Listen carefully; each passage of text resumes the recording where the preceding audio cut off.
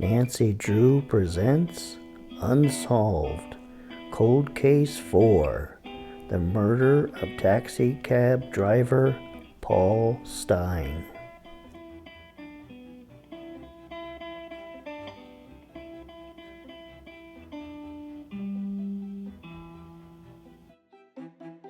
This is a photograph of the intersection of Washington Street and Cherry Street, looking north.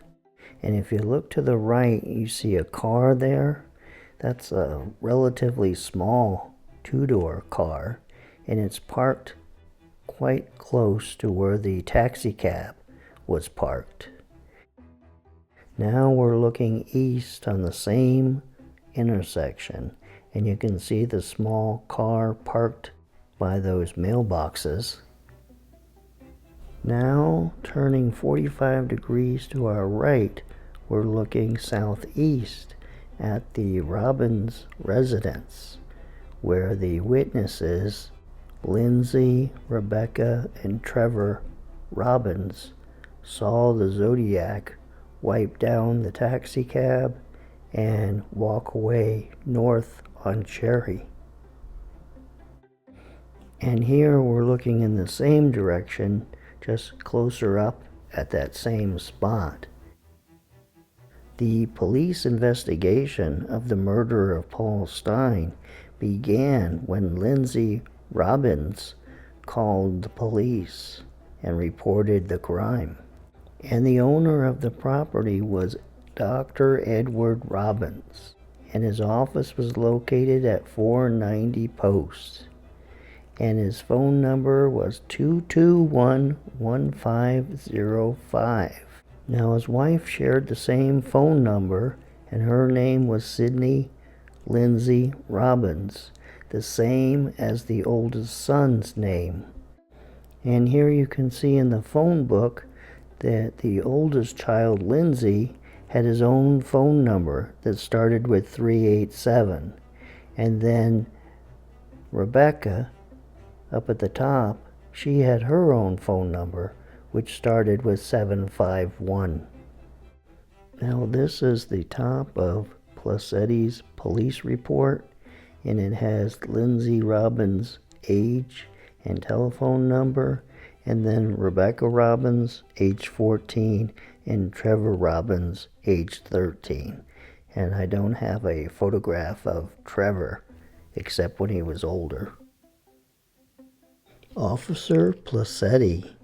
The initial call was a black suspect that robbed and or assaulted a cab driver.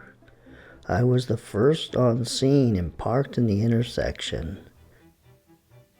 There were 3 children out on the street approaching the taxi cab.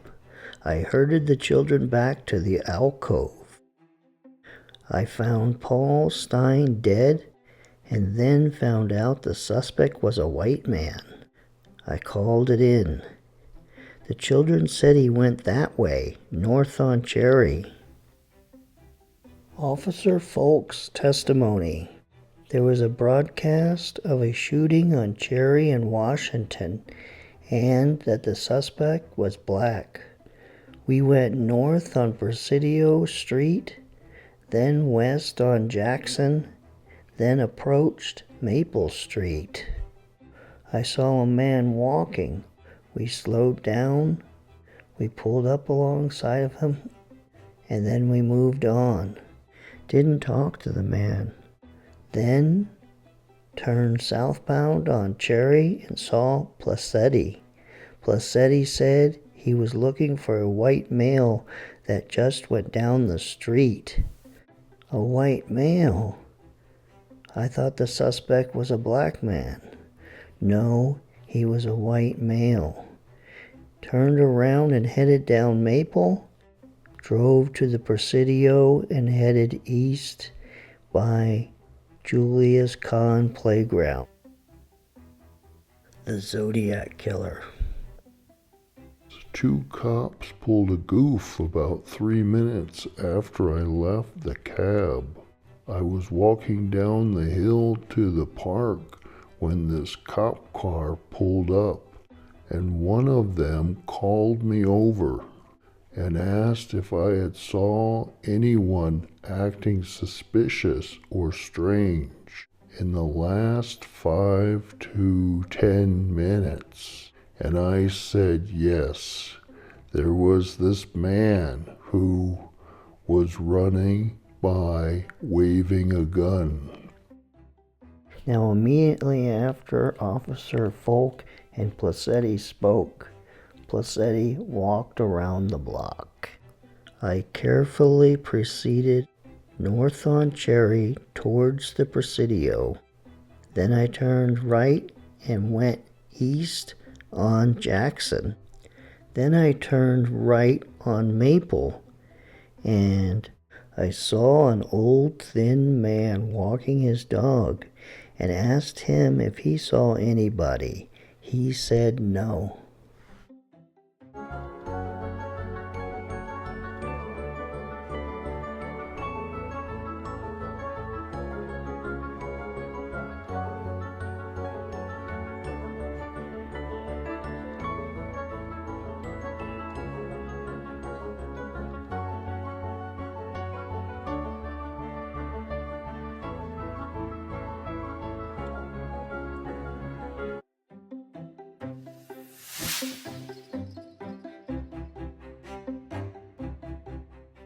The witnesses had observed the suspect from a residence directly across the street from the cab and described him as male, Caucasian, between 35 to 40 years old, 5 feet 8, heavy build, short brown hair, wearing eyeglasses, dark navy blue or black parka jacket, dark brown trousers, and dark shoes.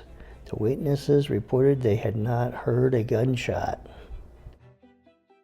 However, you had several officers question the witnesses, and you got back different replies.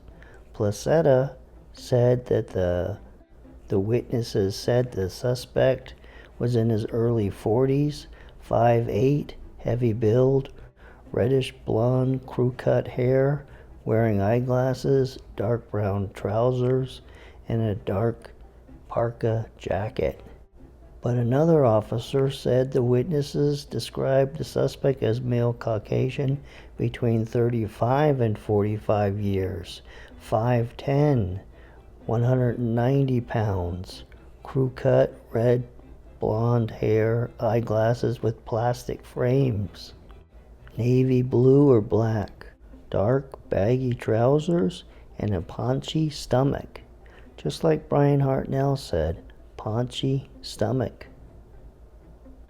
And Officer Fouke gave his description: a white male adult between 35 and 45 years, about 5'10", between 180 and 200 pounds, medium heavy build, barrel-chested, medium complexion, light-colored hair, possibly graying in the rear, crew cut, wearing glasses, dressed in a dark blue waist-length zipper-type jacket, navy or royal blue, elastic cuffs and waistband, brown wool pants, pleated type, baggy in rear, may have been wearing low-cut shoes, walking in a hurried walk with a shuffling loop, slightly bent forward. He might be of a Welsh ancestry. This is the Zodiac speaking. I am the murderer of the taxi driver over by Washington Street and Maple Street last night. To prove this, here is a blood-stained piece of his shirt. I am the same man who did in the people in the North Bay area. Here's a look at the 3 teenagers once again that lived at that house across the street, the Robbins family.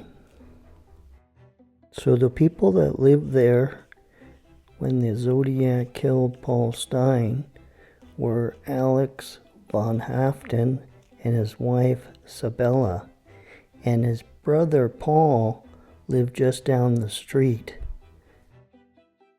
So here's a side-by-side look at him and the sketch. Now, Paul van Haften was in the Army Air Force from August 1940 to December 1945, and he's the only person that I've come across that actually has a connection to Riverside, because you can see right there it says March Field. That's in Riverside, California. And he died in 1978 after that last letter from the Zodiac killer. And at that address, Officer Fouke saw the Zodiac go up the steps, 3712 Jackson Street. Robert Newton Bloch lived there, and he was 45 years old at the time. And here's a look. And here's a side-by-side look at him and the sketch of the Zodiac killer. And just for the heck of it, here's a look at the intersection of Gary Street and Mason Street in San Francisco, where the Zodiac caught the cab ride.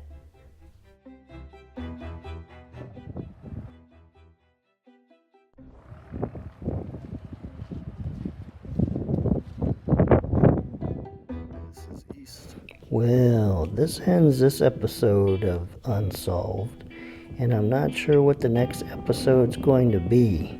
If it's going to be a part 2 of this episode, or if I'm going to move on to the murder of Sherry Jo Bates.